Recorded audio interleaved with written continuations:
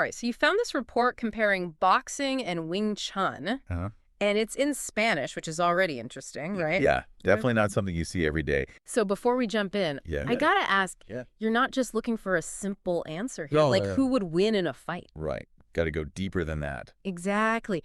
And this report gets into it. It really kind of unpacks these two fighting styles. Yeah. And the first thing it points out is that even though they're both, about fighting, their origins are totally different. Absolutely. And that's key Right. because where they came from, how they developed, Yeah. it completely shapes how they approach fighting. So are we talking apples and oranges here?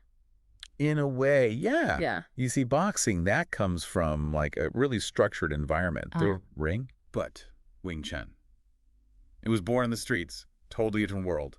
So one was designed for a fight with rules, and the other was like anything goes. Exactly. It's about survival, practicality. Okay, so thinking about that, Mm, I think we need a little history lesson here. I agree.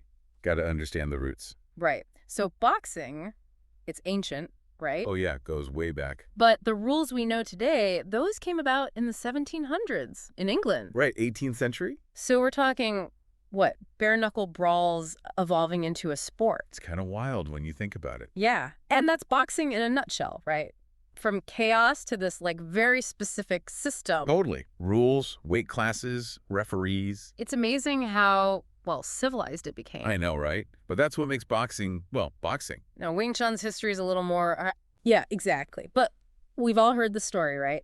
The Shaolin in Mui Ah, yes. creating this fighting style that was all about efficiency, especially for someone who wasn't the biggest person in the room. It's a great story, and it highlights something really important about Wing Chun. What's that? Adaptability.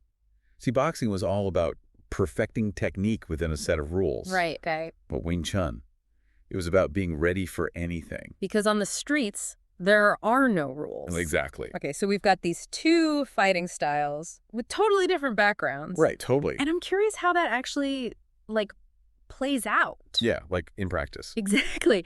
And this report, it breaks it down really well. Okay, how so? It has these categories. It's cool. Oh, interesting. Yeah, like it's comparing their strengths and weaknesses head to head. I like that. So first up, technique and efficiency.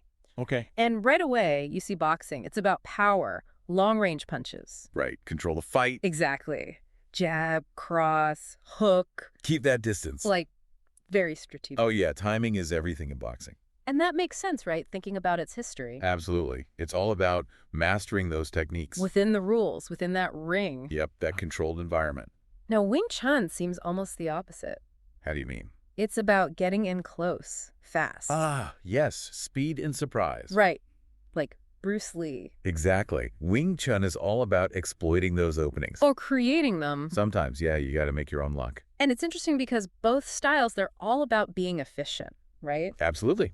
Yeah. But they get there in very different ways. Yeah. Totally. Like two different answers to the same question. I like that, yeah. How do you make every move count? Right. And it all goes back to their origins. It always comes back to that, doesn't it? Okay, so the next category is self-defense. Okay, getting real world now. And this is where it gets even more interesting. Oh, how so? This report, it says Wing Chun, it's like street realism is built in. Yeah, I see what you mean. It was born on the streets, so it makes sense. Right, it's practical, designed for those situations. Because boxing, with all those rules... Yeah, it can only take you so far in the real world. Exactly. Yep. Like, knowing how to throw a perfect punch is great. Sure, in the ring. But what happens if someone pulls a knife?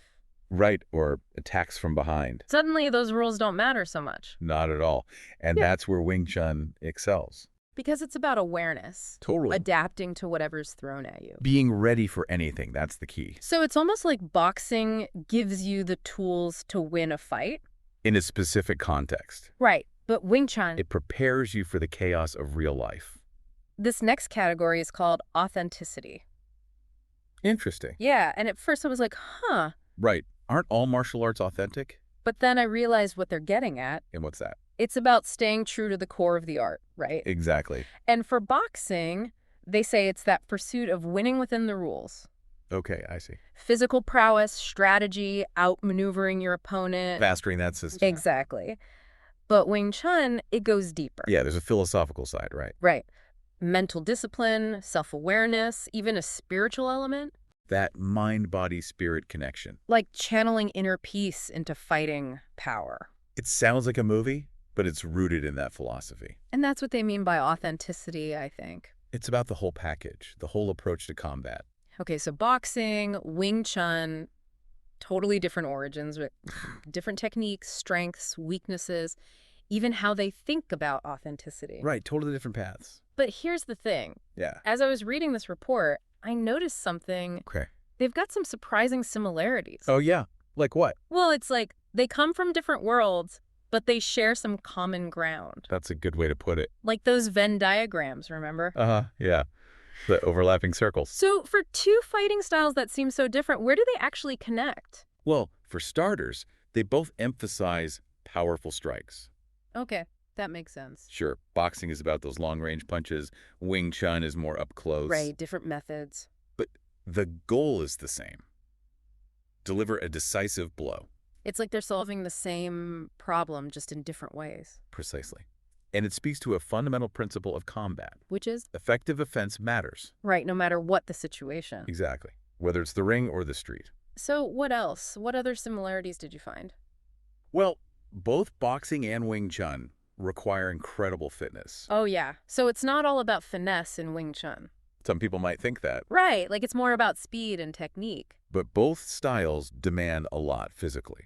You're telling me those Wing Chun masters, they're putting in as much work as boxers? Oh, absolutely. We're Yeah. both training constantly. Wow, that's intense. It's about pushing your limits no matter what style you practice. So we've got powerful strikes, we've got intense fitness. Right. What else links these two together? This one might seem obvious, but reflexes. Oh, yeah. Gotta be quick on your feet. Exactly.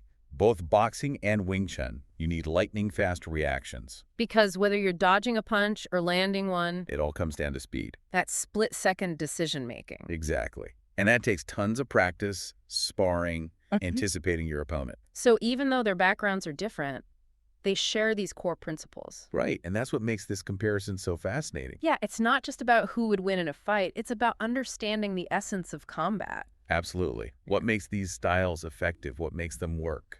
Okay, so we've covered a lot of ground here. History, techniques, strengths, weaknesses, even those unexpected similarities. Yeah, we went deep on this one. But as we wrap up, I think the big question is, what can we take away from all this? That's always the key, right? Applying these lessons to our own lives. Right, because we're not all going to become boxers or Wing Chun masters. No, but there are universal truths here. So what's the big takeaway for you? What did you learn from this whole boxing versus Wing Chun deep dive? Well, I think it goes back to what we were saying about their origins, right? How they shape their approaches. Exactly. And that applies to life too, don't you think? Okay, I'm listening. The challenges we face, the environments we're in, they shape who we become. So it's like boxing is about mastering a system. Wing Chun is about adapting to chaos. That's a great way to put it. And we need both in life. Right.